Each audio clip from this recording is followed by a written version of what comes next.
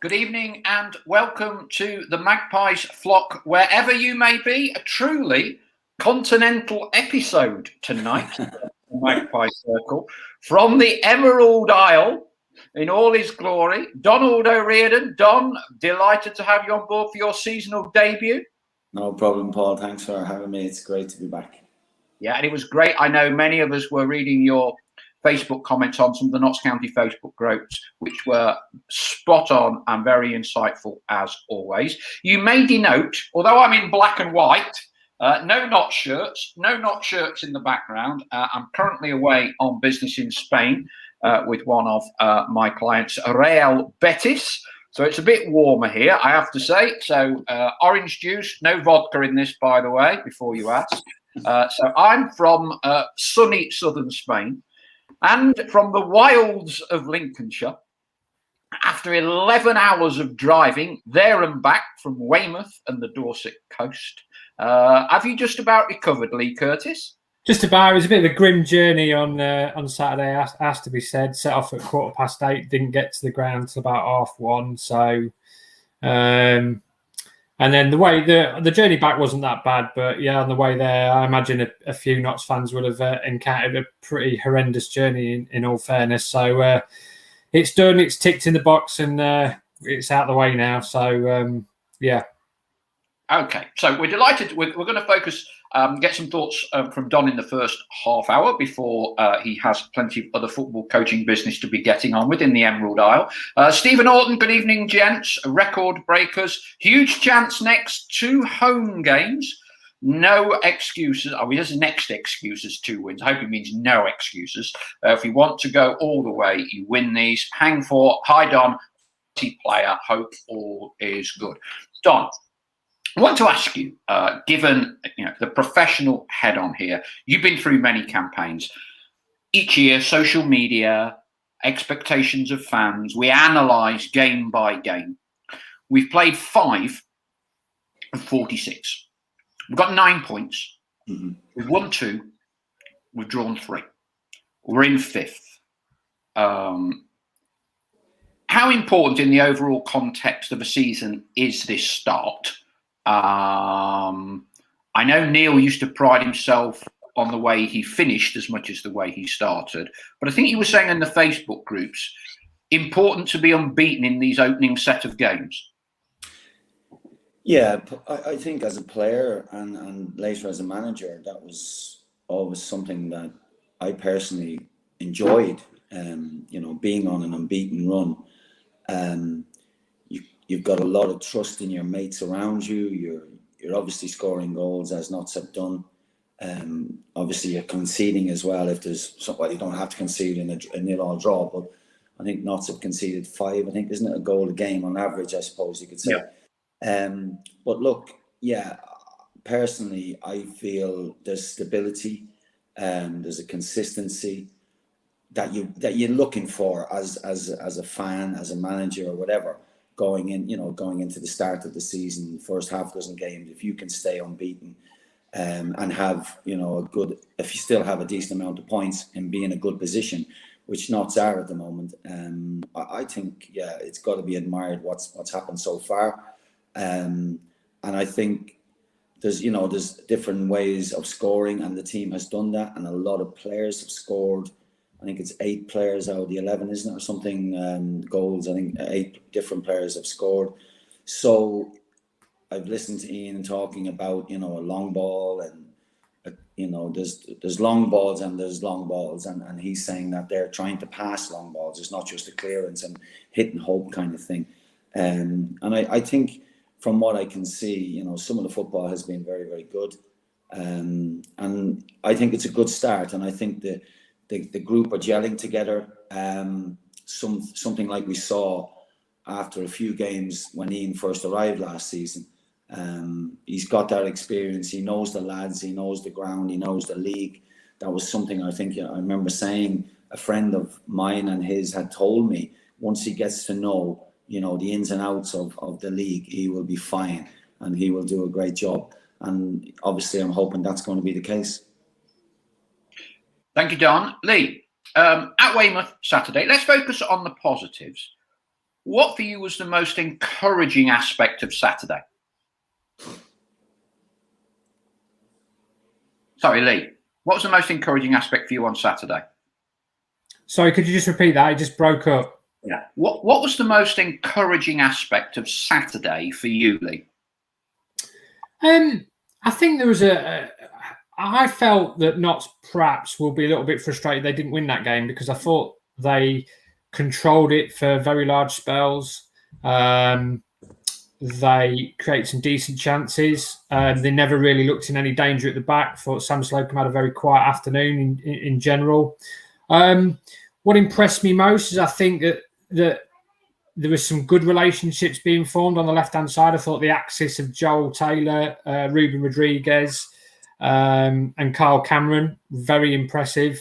Callum Roberts, it was only a small thing, but it was very encouraging. There was a quick burst of pace, quick acceleration, got past a couple of challenges. It was good to see him open his legs and inject a bit of pace into the attack, given his injury problems in coming back. So, it was a very encouraging performance. I think the only disappointing aspect is they didn't come away with all three.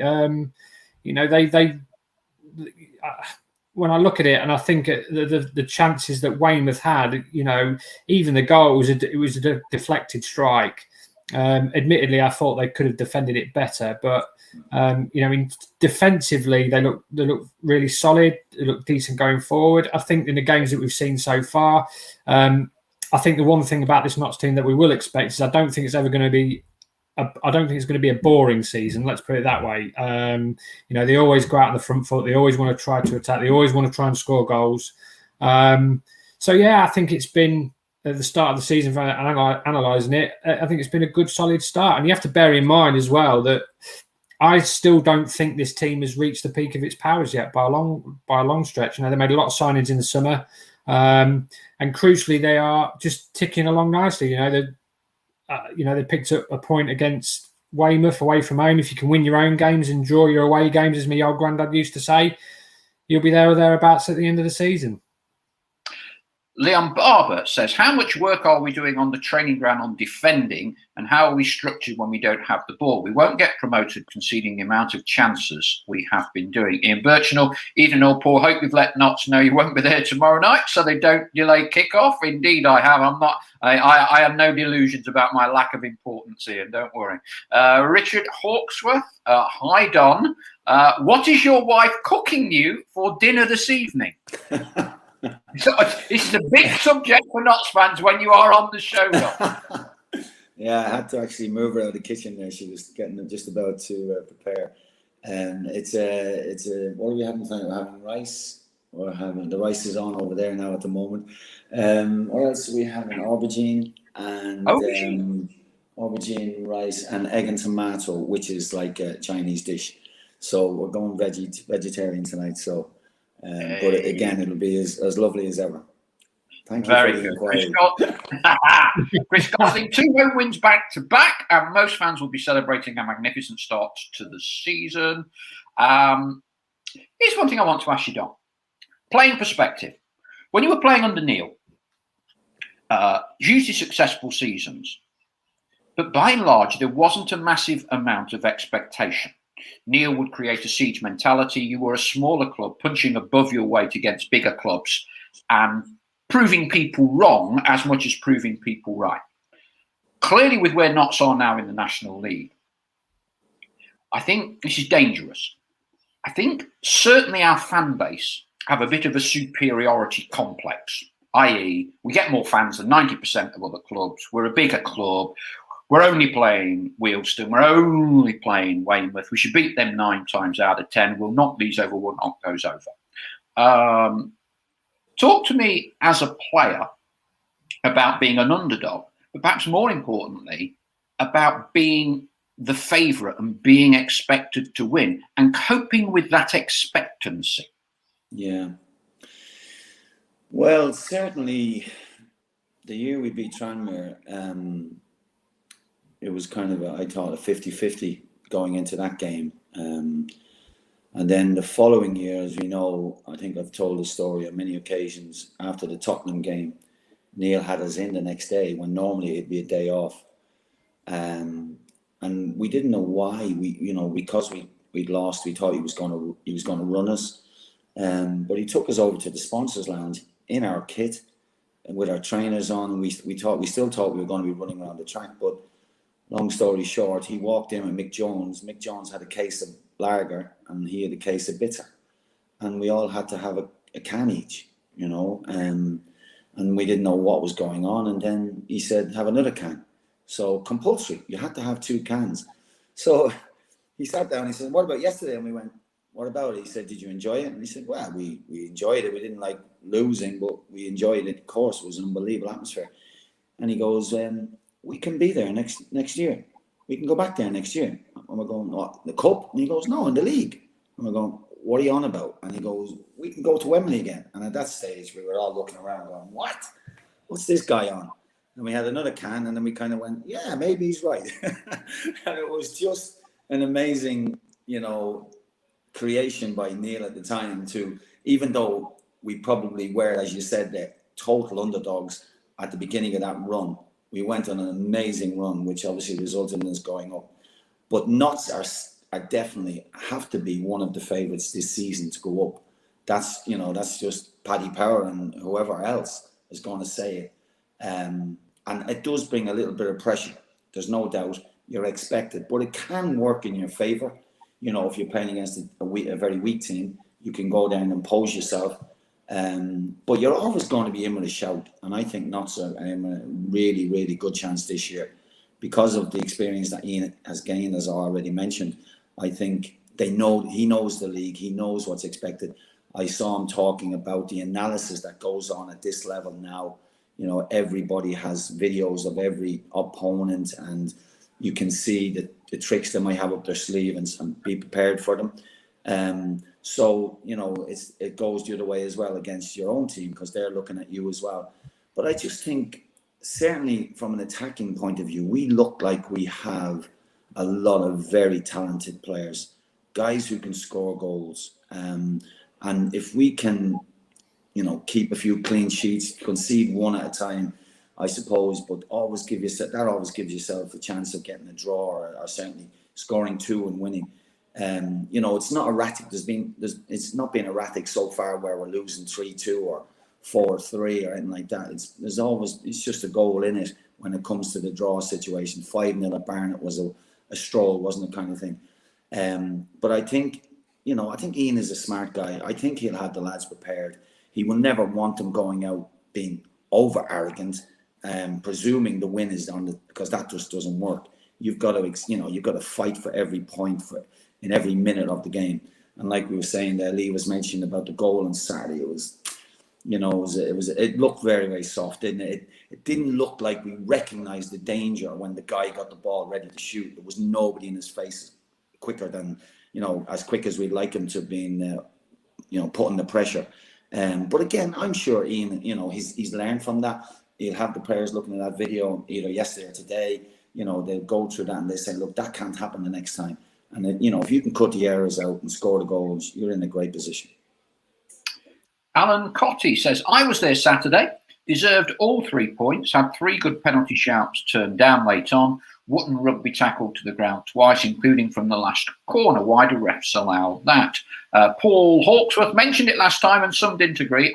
I reckon Taylor will prove an excellent signing at this level at left wing back or left back. Richard Hawksworth, Mitchell as well for me. Paul, Chris Gosling agreed Taylor seems to be getting better game by game. Come to Leigh in a moment.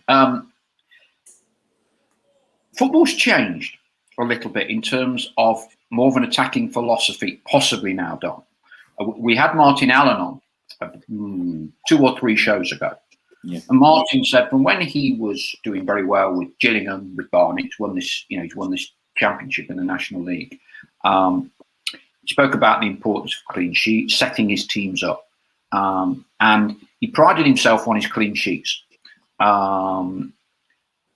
If you're going to be hypercritical of Notts' start, a clean sheet against Barnet, and there hasn't been one since. I don't think there's anybody that would disagree. Notts offensively have got multiple options. multiple goal scorers. How important still is, or is it not as much as it used to be for you? And what was it like, for instance, playing under Neil and you as a manager? How important did you talk of a clean sheet? Yeah, it was mentioned every game. Whether it was Neil, whether it was myself, it's one of the first things that you do say. We need to keep a clean sheet today, to give ourselves a chance. And if you're nil, there is obviously a great opportunity to nick a goal or to score a couple or whatever. But yeah, it's not like, as you said, they're not conceding 2 and 3. Big games coming up at home now, and if we can, the next 3 games are kind of middle of the table, aren't they, teams? But are they really middle of the table? I mean, there's a few, like Stockport are in a false position at the moment, probably Bromley, people like that, Chesterfield or whatever. But I was just looking at the league there earlier and thinking, there's a lot of teams, that you look at and you say, they have a chance. They have a chance. So it could, Grimsby had come down and people were talking about how bad they were last year. Obviously being an ex-player from Grimsby, the fans will be on to me and they'll be saying they were brutal and God knows what's going to happen next season. But they've started like a house on fire. They did a great win on Saturday down in Torquay. They had a fantastic following as well. But yeah, I just think it's possibly going to be even tougher this year.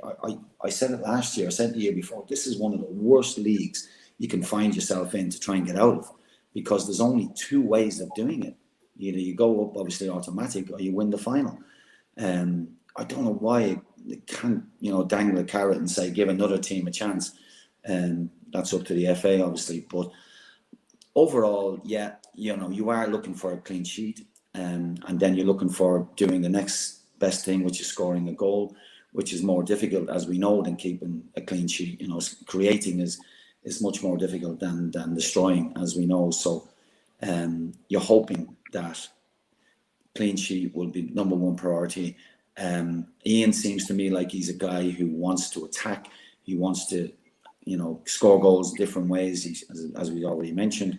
But if he's, or Doyler is putting the emphasis on, and again, you can't just say it's the defence, because it's not, in my opinion, you defend from the front. You stop them boys getting out from the opponent's back line, the back third. You've got to try and get blocks in, and then the midfield, they've got to do their job. And again, that goal, as we said on Saturday, was preventable. Didn't happen, and you come away with 1 point instead of 2. But again, people travelling down and back, had they come back with nothing, they'd have been gutted. I just think it's a very, very steady start. You'd love to have had 3 wins and 2 draws instead of 2 wins and 3 draws. Yeah. Obviously, you'd love to have had 5 wins. But I think it's a good start. It's a very steady start. There's a lot of promise. Like we said, mentioned there, with the fact that we've got so many good attacking players, they're the toughest guys to attract and bring to your club. And we have a lot of talent up top, the midfield and the attackers. So you're just hoping that, and as Leigh said, I totally agree. I don't think we're anywhere near finished as to what we're going to see. I think this team could go, touch wood, they can go on a really long run now, unbeaten. But as I said last year, Torquay, around Christmas, I think it was, everyone was saying, "Oh, they're up, they're out, they're already promoted." And I was probably one of them thinking the same. But it's never over till it's over, as we know. So that consistency that we've shown in the first 5 games has been great.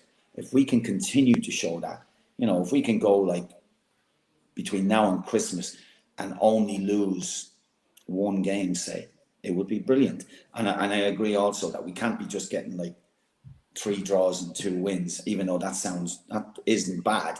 But again, as Leigh said, winning your home games, getting unbeaten away is definitely a recipe for success. And hopefully that's what's going to happen. Where are you, Leigh, on the debate, the expansive, entertaining game that Ian is preaching at Notts, compared to do we need to tighten up more at the back? Have we got enough offensively? Do we need more clean sheets, or do we keep going from an expansive and scoring more goals than they do kind of scenario. The old Keegan philosophy. Yeah, you score 2, we'll score 3. I mean, I know we're talking about defensively and that, they haven't kept clean sheets, etc., since the opening day against Barnet. But if I go back through the goals and against the teams that we've played, we weren't really opened up by Weymouth. The 2 goals we scored, the two goals that Aldershot scored, I think were perhaps their 2 only real chances of the game, apart from the one right at the death, I think, when they could have made it 3-3 and it flashed across the face of goal. So in the games that I've seen so far, it doesn't seem to me, I mean, even Wrexham, as much of an onslaught as they did in terms of putting the ball in the box in that game, you're going through it and you're thinking, actually, how many clear-cut chances were there? Were we getting consistently opened up? No, we haven't been. So I'm not really too concerned yet. It would be nice to keep a clean sheet. It would just be, I think it'd do, the back three, the power of good. But I think when you're going to play that kind of expansive attacking football that we all love to see, particularly the supporters, because that's what you pay your money. You pay your money to be entertained. I think there will be an element of when you throw bodies forward and get bodies into the box that sometimes you will get counter-attack. And that's what makes watching Notts exciting. I love watching Notts at the moment. I don't think I've ever seen a game yet that I would justify as boring. I think it's a high technical level. I think with players like Callum Roberts, Ruben Rodriguez, Carl Wootton, Matty Palmer, I think you've got players there that will create chances. And I back Notts to score a goal. I don't ever go into a game thinking they're not going to create opportunities, because I think they've probably got two, arguably the best creative players in the National League, and certainly the best player in the National League in my mind in Roberts. And they've got a centre forward who's capable of, as we've seen already, scored 4 goals in 5 games and has had a great start. So I enjoy the way Notts play, but there will be elements of that will sort of play into the opposition's hands a little bit, in terms of, an attack breaks down, you're throwing bodies forward, you're committed men, because that's how you want to play. You will get counter-attack. But I have to say, in the games that we've played so far, I can't really think of a team that I've thought, they've consistently opened us up and I've actually been on the end of a bad result. I think that the results have all certainly been fair. Possibly not Saturday, where I thought Notts perhaps should have turned their dominance in terms of possession into goals. NCFC Pie probably should have won Saturday, but still a good point. Seems we're not 100% firing on all cylinders, and great to see Ian Burchnall still tweaking things. No reason to fear Chester furlough / FIFA 22's Wrexham or Stockport. Chris Gosling, I can detect a slight touch of sarcasm here. When are we going to talk about Kyle Wootton's goal drought? Ian Burchnall, win tomorrow, and we are on the average of 2 points per game and without playing at our best. Chris Gosling, our form is probably a more sustainable pattern than that of Boreham Wood and Daggers. We have depth in the squad to sustain a 2 points a game average. I want to just change tack just slightly, Don, while we've got you, before you have to leave us. We did a separate podcast with Ollie Bayliss, who's kind of the fountain of all knowledge with non-league football. He's got about 50,000 Twitter followers. He knows everything in the non-league. And we did a special podcast, myself, with Ollie.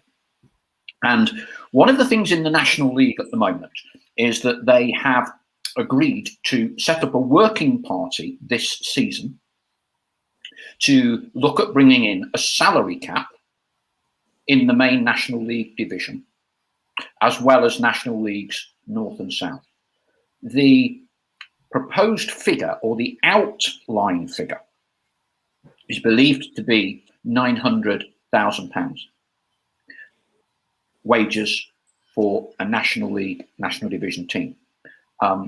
There's clearly been an explosion in some of the bigger clubs. Wrexham would obviously be one.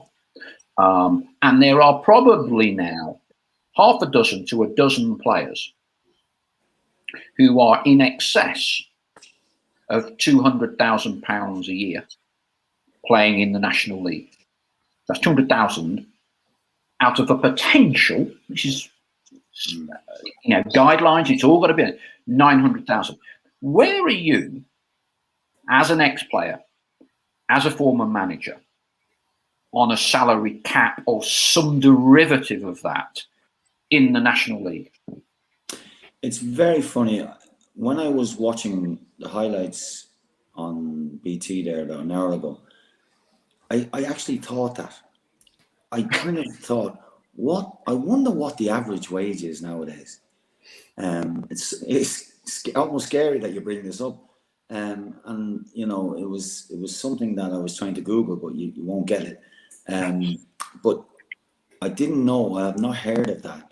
So you're talking about the possibility of this coming in next year? Is that what you're saying? So, Ollie's the fountain of all knowledge, and there is a National League resolution which he read out. Yeah. So working party to make a recommendation at the end of the season with a view to it coming in for the start of next season. The initial figure that's been bandied around is 900,000, but we know the bigger clubs have gone big on multi-year contracts for big players this season. Okay, so you're talking about the possibility of you could have 4.5 players earning that amount of money. And 15 YTS Academy players. Well, yeah. Well, that. What's the idea behind that? Do you think is it trying to have a level playing field, or? I guess it's twofold. Yeah. One is the level playing field. Yeah. The second is to protect clubs to be more long-term self-sufficient, so they are not at the behest of an individual owner who will pursue the ego trip by spending money that clearly the club cannot afford to sustain without that owner dipping in. Yeah. To his own pocket. Do we know what Notts have paid out this year? Like, I heard Stockport have spent a few bob, haven't they? And I mean, these are all speculatory informal. Okay. Yeah. I estimate Notts' wage bill would be certainly 1.5. Okay. Pushing towards 2 mil. How many players in that squad now? 21, I think. 21. Okay. Yeah. Yeah, so that's 100 grand each, is it? If you know what I mean. If he was, the average would be about 100 grand for the year. I think it would be not unreasonable to assume, Don, that the better paid players at Notts, Wrexham, Stockport, Chesterfield, I suspect some of the London clubs pay more than you might think as well. That the £100,000 a year player in the National League is not uncommon. Would you say that was fairly? It's interesting because, I mean, historically, Notts have always been good players. I mean, if I go back to when Alan Hardy was here, we had the budget of 3 million a year in League Two. I don't think Notts this year have got a budget that is anywhere near the level of Stockport, Wrexham or Chesterfield. It's a good budget, but certainly nowhere near what those three clubs have spent and are spending. I mean, I heard a rumour that Wrexham's budget this year was 4 million for the season, and you'd have to say that, judging by the money they have spent, there does seem to be evidence that looks to be the case. You know, £200,000 on Tozer from Cheltenham. You know, that's before you even factor the length of contract and his wages. The money they spent to buy James Jones from Lincoln City, I'm told, was around about 100,000, 125,000. So, Shimanga, Chesterfield, 200, we're told. Yeah, Shimanga, you know, I've been told that deal was around £265,000. So, as good as, I mean, last year you'd probably say Notts was probably one of the leading contenders until Stockport started spending the cash, was probably up there. You'd probably say top 3 budget. This year, I don't even think Notts have got that, to be honest. I think Stockport, Wrexham, Chesterfield, far away in terms of the money. I mean, Calvin Miller, prime example. He turned down Notts because he got offered more money at Chesterfield. So,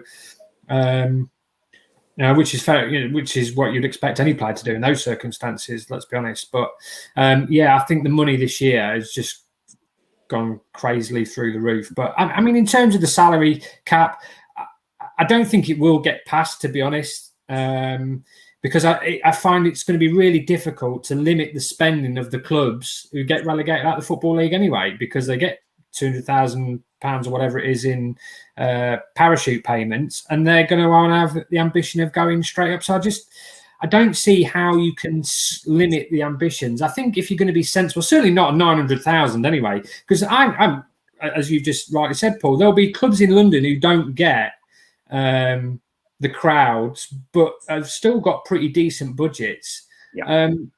But when you look at, is it fair then to penalise someone like a Notts County or a Stockport or a Wrexham who get very good gates, could easily deal with a £900,000 budget on their gates alone, and then not allow the owners or whoever then to spend a little bit on top of that to, obviously enhance their chances of promotion? For me, I don't think you can scale, put a limit on ambition. So certainly not 900,000. If you were being sensible, if you were going to cap it, you'd probably say, okay, if you're going to cap it, 1.5. Okay.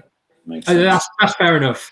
That's fair enough, because then you've got the clubs, the bigger clubs, who could probably stretch to that, and then you'd sort of get the Kings Lynn's, whoever would probably be able to get to about £800,000 a year. You go, but that's the lie of the land, isn't it? I mean, that you're going to have to deal with that, because you do get clubs that aren't well supported. And I just don't think how you can fairly come up with a salary cap at certainly at £900,000 and expect all clubs to adhere to that, when there would be some clubs who don't get good gates who could perhaps match that 900,000. So I don't really get it, not at those figures.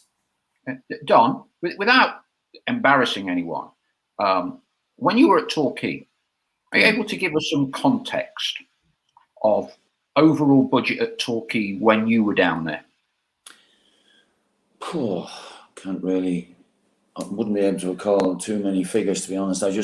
It was overall budget that Torquay had, let's say, as a playing budget. Yeah, it wasn't great. I was very fortunate to bring in, there was no transfer fees involved. We brought in a lot of kids. We brought in Gregory Goodrich from Barbados, on a free. He was a free agent basically.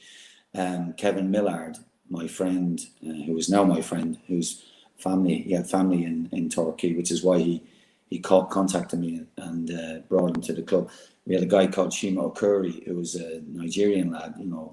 We had Ashley Bays, who's a fantastic goalkeeper. We Darren Moore, who was already there.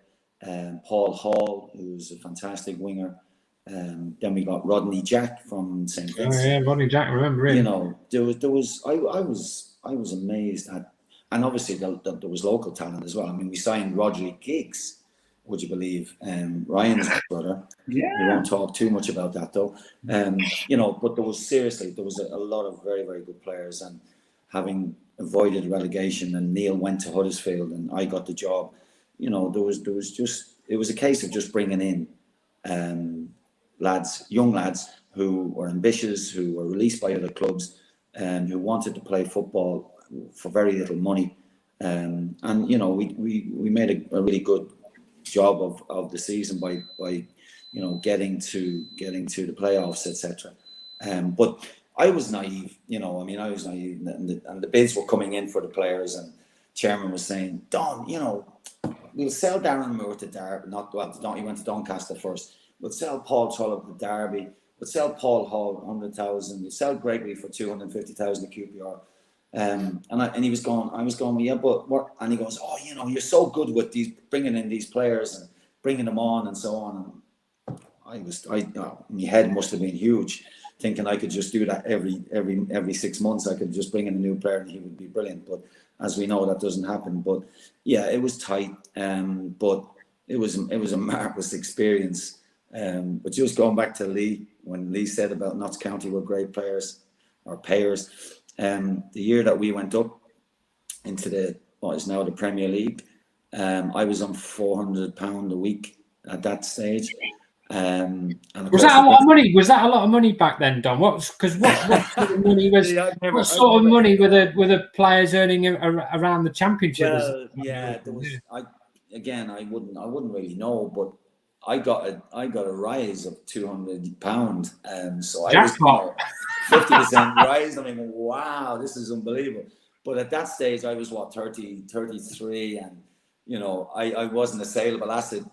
Whereas the likes, I think everybody was on 600. Actually, that's what it was. Everybody was on 600, and then you had Drapes, Tommy Johnston, Dean Yates, Craig Short, Kevin Bartlett, lads who you could sell on, who were getting like signing on fees, and fair play, good luck to them. I mean, I was happy to be there. I didn't necessarily want a signing on fee, but it was, you know, I wasn't a saleable asset, so why would you give me a signing on fee?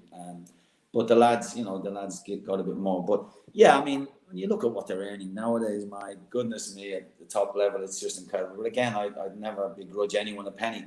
I just loved what I did, and to get paid for what I did, even though it wasn't, I've never earned huge money, which is why I'm still trying to earn a living nowadays, you know, but that's not a complaint. I to have 25 years in the professional game was an amazing experience, and I loved every minute of it, even relegation, even when you didn't have much money. But I think, yeah, the worry for me, seriously, with Notts would be that these bigger clubs, so-called bigger clubs, you know, if Wrexham are going to offer, you know, our strikers huge money, are we able to compete with these clubs? I wonder. That would be a worry for me later on, because I rate these lads. Roberts, what a goal on Saturday, absolutely exquisite, and he just doesn't score free kicks. You know, he's got. So is he going to be? No, and I'm not even talking about on either. He is a target possibly for a football league team going forward. But yeah, you know, overall, I think it would be crazy for the league to put a cap on it at 900,000. The quality of player wouldn't come down from the league.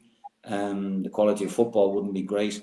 It might make it a bit more even Steven for everyone to be able to compete.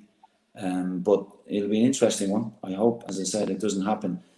But I hope we're talking about Football League next season and not being worried about the 900,000 cap. Fingers crossed. There's one more subject I'd like to ask you, but if you need to get off now, Don, please feel free. Okay. It's a bit of a bugbear of mine. So, and we've spoken about, we have a bit of a superiority complex, and I kind of understand that because of the size of the club, the size of the fan base. So, a lot of the way in which we're judging Notts at the minute is not even just by playoffs; it's by winning the title. Yeah, and you need roughly somewhere between 90 and 95 points to be able to do that, which is roughly 2 points a game. So we're kind of just hovering up a bit below. Yeah, we're judging the club on winning the title, having already made playoffs in each of the last 2 seasons. But as a supporter base, many people just seem to kind of dismiss it and say, well, the playoffs are a lottery. You know, it doesn't really matter. We've got to go up. Playoffs, well, it's just who's lucky. When we talk about a certain Neil Warnock Esquire, I suspect if you said to him, playoffs are a lottery, you know, he would have some forthright words to say. Because to me, when you talk about playoffs being a lottery, you're almost giving players an excuse before these playoffs even begin. There's skill involved in playoffs, isn't there? There's what involved in playoffs, sorry, Paul? There's skill. Doesn't the best team go through in the playoffs? Martin O'Neill told me not. When he was at Wickham, when we played Preston and I think they played Walsall or someone. But Martin was praying that we would lose because we'd already played them twice that season and drew. We were bullied at Preston, you know, it was incredible, the stuff that went on, but that's another story for another day. But you've got to ride the storm, as they say. You know, we didn't ride the storm well that night. Referee was poor, sent off Darren Moore. You need a bit of luck. There's no doubt about it. If you go into it, it is a bit of a lottery, and you need a bit of luck, as we've seen from the last 2 seasons. But you're hoping Notts are going to be, you know, champions. That goes without saying. You know, it really. But as I said earlier, it's an awful league.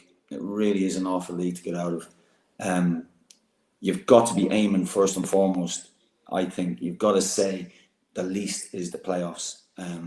but we have one eye on the championship, on winning, on being champions. But I think it's going to be tougher than last year. I really do.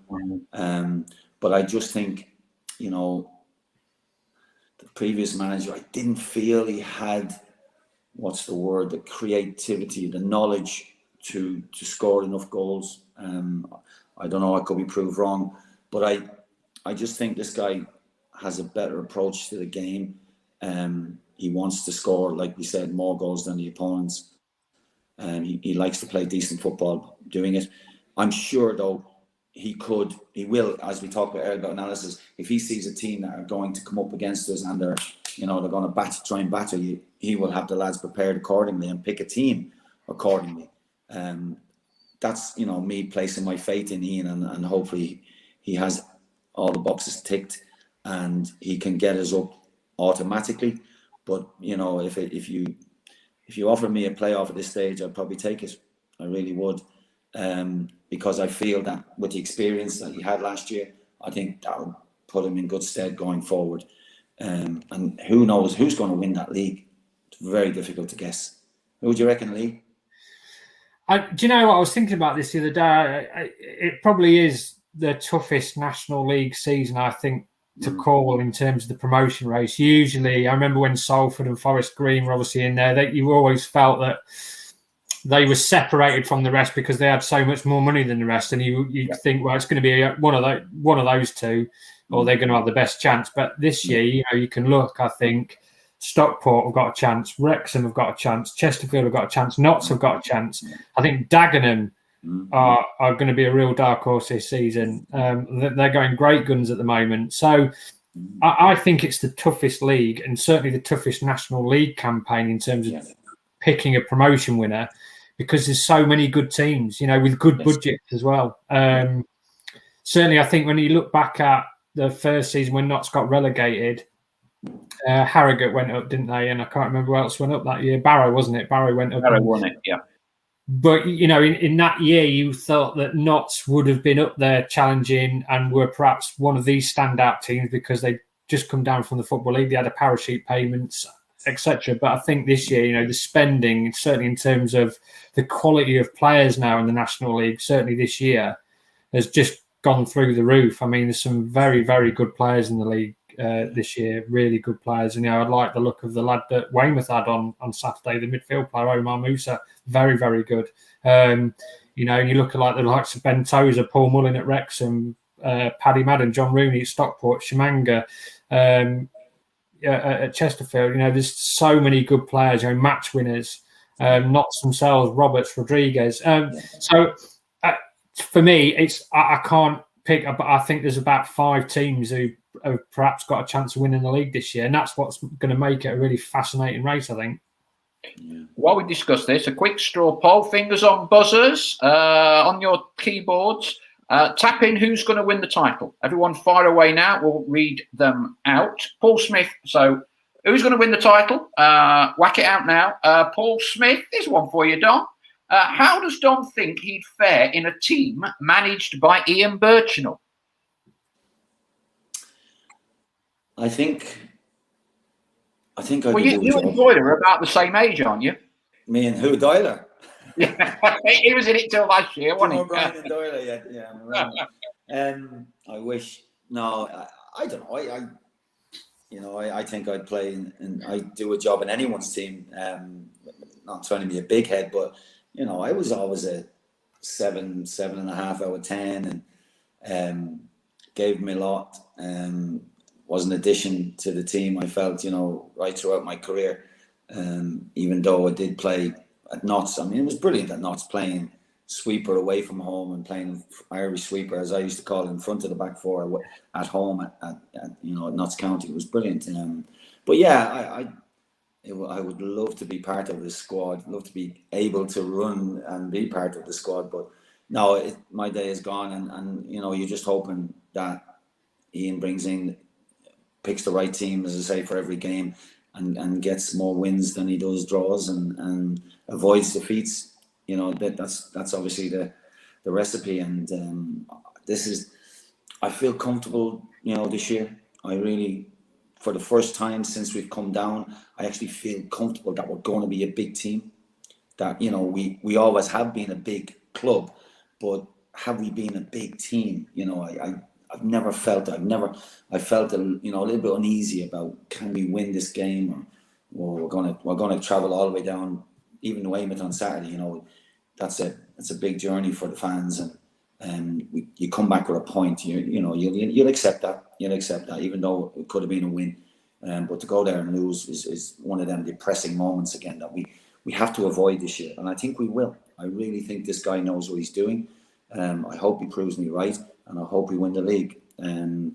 You know, hopefully there's no Torquay and Grimsby fans listening.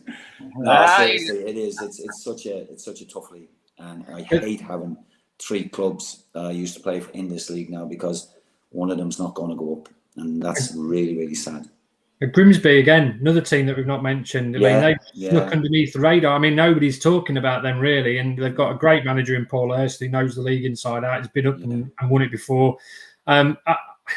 Again, and Southend, another, Phil Brown, vastly experienced, signed Reece Murphy in the summer, another good signing for them. Yeah. So again, there are another 2, and those 2 really, because of all the spending that Wrexham, Chesterfield, Stockport have been doing, those 2 have snuck under the radar, and yet they were the teams relegated out of the Football League and have been bolstered by the parachute payments the next 2 years. So I agree. I think it's definitely the toughest league, or definitely the toughest National League campaign I can remember from any year in terms of the quality of teams that are down here.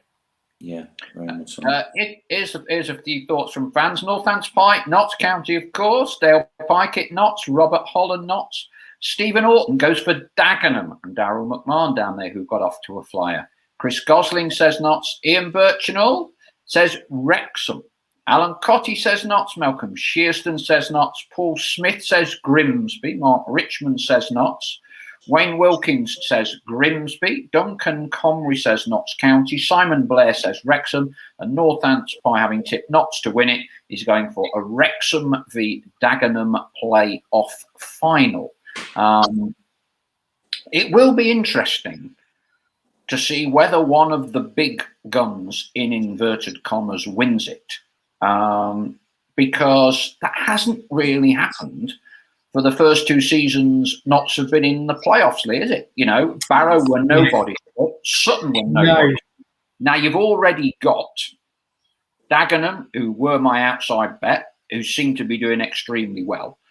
Boreham Wood, whatever we say about Boreham Wood, they've lost their star player, yet won 4 out of 5. So, you know, it's Luke Garrard, isn't it, who's had a few playoffs down there. And they only lost to Tranmere, didn't they, in a playoff, when Tranmere had 10 men for something like 87 minutes, if I recall. 4 back. That's right, yeah. Kid got sent off after about 2 minutes, didn't he? I think, something like that. I mean, I think there's a lot of good teams in it this year. I think we're not so concerned. I think it's just about consistency. We was talking to Mark Stallard about this at the weekend. The games like your Wealdstones, your Weymouths, your Aldershot's, they're the ones that you've got to win.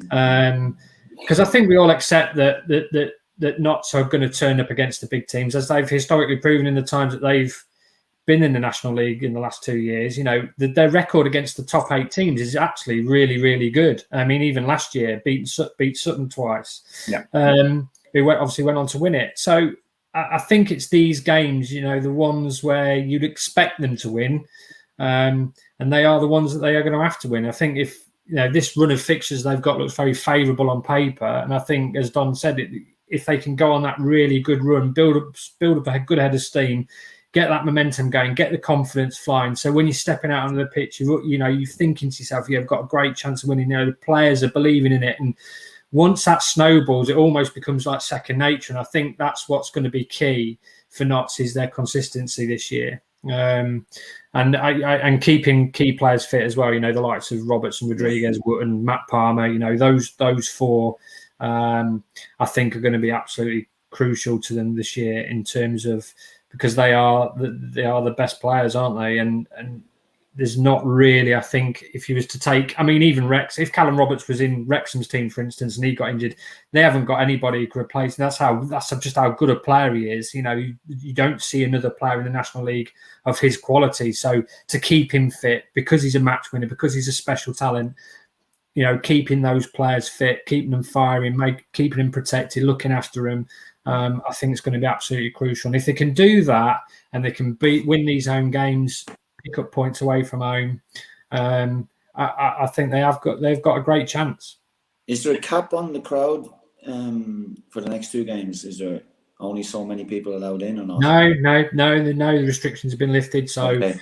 I think that's what I'd like to see. That's my challenge for Notts this year, because I know Wrexham had 8,000 in at the weekend, didn't they? And that was the biggest gate of the National League so far this year. But I'm confident, and this is my challenge to Notts fans, that they will beat it this year. And Notts Chesterfield, as it stands, I think Notts Grimsby. Yeah, I think not Grimsby, because Grimsby travel very well. I think that could be a very big gate as well. Especially if both clubs are right up there duking it out, you know, at the top end of the table. That definitely a 5-figure gate. So I'm confident by the end of the season that when they do the attendance figures, that Notts will comfortably have had the largest gate of the season. The power of psychology, Don. So we spoke about Notts are a big club in this division. There's a huge weight of expectation on the head coach, owners, players, week in, week out. There are very few games Notts County would not be expected to win. We know there's only one place, which is an anomaly compared to League 2, League 1, where there are 3 places for going on. It's only 1 automatic. And then there's in total 6 for playoffs. So if you're Ian, your head coach, are you building up your players? Are you saying, we're going for the title? You know, this is our objective. It's the title. Or are you kind of underplaying things a lot of the time? Where do you sit with the psychology and the peculiarities of Notts being in the National League? Yeah, I think obviously his first thought has got to be he wants to win the league. I would imagine every player in that dressing room has the same thoughts. I think if you aim for the playoffs, there's a possibility you could fail. But if you aim to be champions and you don't, there's a good chance you will make the playoffs with the resources and the players that we have. I think he's probably looking, depending on what happens between now and Christmas and transfer windows and things like that, you know, you're hoping that you get to Christmas, as I said, with a really strong position in the league, beating, like we said, the teams at home who sometimes can, you know, escape with a point. Like the next 2 games are massive, aren't they, really, from that point of view? And I just hope that we get, I don't know what the crowd will be this week, but Saturday, you know, if we were to win the home game midweek, you'd be hoping that you'd have a huge crowd on Saturday if they sell it right. And I think the stadium is made to motivate the players and intimidate the opposition. And that's something that, you know, hopefully we will see from the wonderful fans that we've had down the years. You know, the thousands upon thousands that went to Wembley was incredible. And then now, you know, there's people probably sat there thinking, what are they going to do? Are they going to do it this year? And it's going to probably take the next 2 games to prove to people, yes, they can do it this year. And if you come away with 6 points, I mean, I know it's a really, really outrageous kind of thing to say, but if the other teams don't win their games, which they probably will, if we were to win our next 2 games, we could end up being top of the league by Saturday night. But that means a lot of teams dropping points, which is very unlikely. But I looked at that today and I thought, wouldn't that be wonderful? Now, it's not probably going to happen, but we've got to win. As Leigh said, we've got to win these next 2 games. I know it's, again, 1 game at a time, but we've got to aim for 6 points now to prove, this is the one where Ian's got to prove to our fans that we mean business this year. And I think, you know, I think we are the real McCoy. I really do. So let's hope Saturday night we're having a glass of wine, celebrating 2 wins. Looking forward to the next game, which is another winnable one. away from home, and be brilliant, wouldn't it? 9 points out of 9 could definitely put us top of the league, and that's what the players and the managers aiming for, I'm sure. Leigh, same question. You obviously speak with the head coach on a weekly basis. You speak to the players as well. I remember we had the new club captain, Kyle Cameron, on one of our special one-on-one shows. And Kyle was adamant, and he'd gone through the points totals and everything else. And Kyle certainly, as an individual and as a club captain, was telling us we're going for the title, to kind of echo Don's point earlier. What do you detect from Leigh talking with Ian? Is he very, very bullish and kind of it's that top spot in his sights? He's quite relaxed about it, to be honest. I mean, the one thing that I would say is I don't feel the pressure this season as much as I perhaps did in the last 2 seasons, if that makes sense, weirdly, because I felt then that Notts were perhaps the standout team in the league, whereas this year you've got 5 or 6, and I don't necessarily feel that, as much as it'd be great to win the title, I don't really sense that great amount of pressure, and I think the players have sort of thrived off that a little bit as well. As I remember speaking to Kyle Cameron after Wrexham, he was saying, look, BT pundits are writing us off, but that's good for us, because if nobody's talking about us, we can just get on our business, concentrate on just winning games. Whereas you look at Stockport, for instance, not had a very good start to the season. Everybody was tipping them to be among the challengers. I watched an interview today with Simon Rusk, very downbeat. Fans are getting restless already because they have spent a lot of the money and they've got that pressure and expectation. It does funny things. But I really don't, and I don't know what the fans think about this, but I don't really sense that same level of pressure expectation this year. Maybe it's just me, but and I think that might actually suit them. I think they'll quite enjoy going in the radar, because I still think Notts are a really, really good team. But the fact that nobody is looking at them and going, right, yeah, they're nailed on favourites for the title, I think that they'll enjoy that. It just takes the pressure off them a little bit. I mean, they'll set their own standards, of course, and they all want to go for the title. But I just think sometimes when you've got all the noise on the outside and you've got the pundits going, what a best team in the league, got the best players, etc. Nobody's talking about Notts in that respect. So I think that might do him some good. But in terms of Ian, no, I sense he's very relaxed about it, actually. Although inside the inner confines of his office, it might be very different. But certainly from when we've spoken to him, and I don't really think he's any different to how he speaks to us as the press to how he is in private, but I get the sense he's very relaxed and doesn't really tend to sort of get carried away with everything that's being spoken about outside and the pressures and expectations and what's expected this season. Just concentrates on the next game, putting together a team who can go and win the next match. Your sentiments, Leigh, are echoed by Chris Gosling. I believe we have more staying power this year, says Chris. Ian Burchnall adds, I agree with Leigh. Pressure is on Wrexham, Chesterfield and Stockport after spending big. Final thoughts, Don. Thank you for doing a very long half an hour. I think we're into the 28th minute of stoppage time. After your initial half an hour. It is another point, and it's important on this show that we have people that have seen it and done it. So you can give proper professional insights. We see social media now. Players are on it. We see every fan, has an opinion. And they are entitled to that opinion. But sometimes the way those opinions can be expressed on social media, Jose Mourinho, nobody would tell a NASA scientist how to fly a rocket to the moon. Yeah, remember his point. And I understand that. I understand his frustration at times with that. We only have to look over the road. I should say over the river. And Chris Hughton is getting absolute pelters at Nottingham Forest at the minute. And from a club that was massively well run and everything was great when the owners took over. Yeah. We all know results drive everything. You lose 4 on the trot, woe is me, we're useless. You win 4 on the trot, right, we're up. Yeah. How much harder is it now, do you think, and of course the commensurate rewards. How much more harder is it now to live in the ever increasing instant world of the football manager, the football player?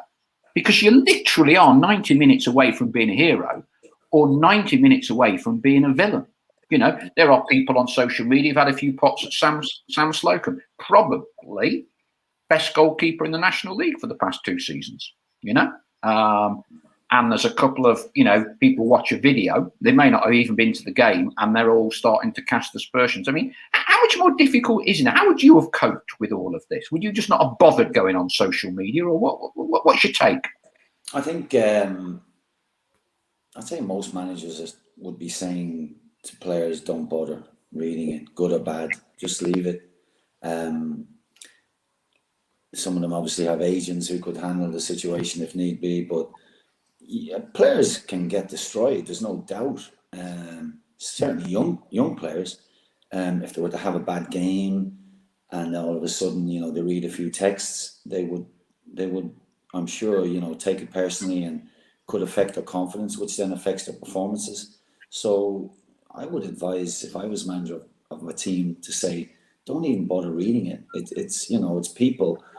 People are allowed to express their opinion. There's no doubt about it. You have to allow it. And a club like Notts is going to attract a lot of people. And the majority of Notts fans are very smart and very bright and very, you know, intelligent as far as the game's concerned and speak sense. And you're going to get one or two who will, you know, throw a spanner in the works. But I think overall, players nowadays probably don't read too many texts. And they'll probably, as I said, get someone else to read it and anything decent worth looking at, and they'll probably say, no, not today. Or so it's gone crazy. But it's the people like the chairman, you know, the board members, they would be the ones who would probably be upset if they lost a game. And if they start reading the texts, get rid of the manager and so on, they can be probably easier, you know, they'll be influenced easier than what managers or players maybe. So it's a strange one. It is really strange. I mean, I suppose years ago people would send letters into chairmans and things like that, and have a go at the manager in a letter, and you'd have the secretary who'd be looking to see, shall I give this to the manager? No, I won't bother. I'll keep that one and put that one in. You know, so all of these things have happened, and I mean, I remember losing. You know, when I got fired at Torquay, we lost 8-1, I think it was, to the Scunthorpe. I was playing at that time. I should never have been playing. I was sick all week, and you know, and I got hammered the next week. And Mike Bateson, you know, who was a brilliant friend of mine, really, not just my chairman. You know, he said, "You've got to go. You know, you've got to go after." And again, that was because he'd been lambasted with, you know, letters and telephone calls. And he did say many years later, after having sacked numerous managers, not just me, he was asked in an interview one day, was there ever any of them managers that you know, regretted? And he goes, yeah. He said there was one, the Irishman, Donald Reid, and he's the only one. And I remember thinking, well, fair play to you. I think you know, he's a genuine guy. I think he did mean it. But yeah, it's got to be difficult. It has got to be difficult for players. But I think the higher up they go, the more likely is that they will have these agents or people who will just read through every text. And again, the same thing like the managers with the letters years ago. You know, have a read of this one. This one's very, very good. It's talking about your goal on Saturday. But I wouldn't have thought there'd be too many texts passing by these lads' eyes, unless, you know, they read them themselves. But I'd advise them not to. Don, thank you ever so much indeed for your time. We've got into the 35th minute of the injury time for you tonight, so thank you very much. When indeed. I came to my best, that was my best time. Leigh, thank you ever so much indeed for joining us. Sadly, I will not be at Meadow Lane tomorrow. I will be listening. I'll be trying to get a feed of Charlie and whatever on Radio Nottingham. I don't know how you get it in Spain, but there must be a way I can do it. But prediction for tomorrow, Leigh? 2-0 Notts. And a clean sheet. There you go. Oh, yeah, clean sheet. Yeah, very good. Very good. Don, thank you ever so much indeed, as always. Leigh, thank you very much. All the best for the week. All the best to Notts tomorrow evening. I will be there with you in spirit. We will be back on Wednesday evening with our post-mortem, which is hopefully a good one, when we are 3-3-0 with a bit of luck in terms of wins, draws, loss. Gentlemen, thank you very much indeed. And thank you to all of you tonight for sending in your thoughts and observations, and look forward to catching up with you all on Wednesday. Take care for now. Bye-bye. Cheers, Paul.